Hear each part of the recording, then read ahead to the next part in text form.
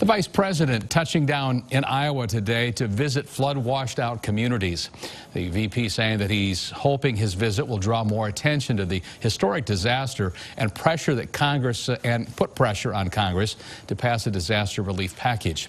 KCAU 9's Washington correspondent Raquel Martin shares more from today's visit.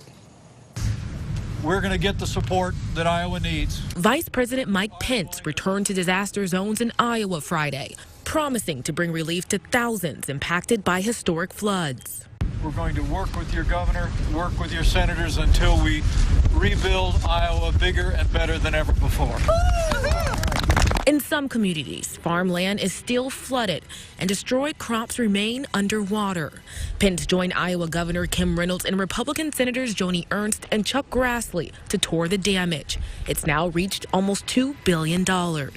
Right now, FEMA is helping flood victims across the Midwest recover. But Iowa lawmakers say they need more money to help rebuild their communities. Problem is that money is stuck in the Senate.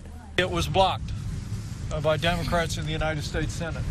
The issue has turned into a political battle. Democrats are opposing the relief package unless it includes more money for Puerto Rico, something Republicans call unnecessary.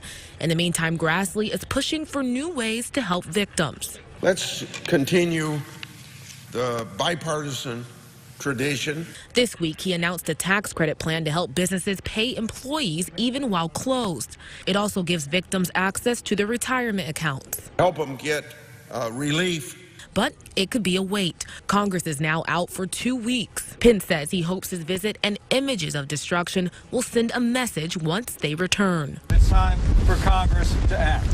In Washington, I'm Raquel Martin.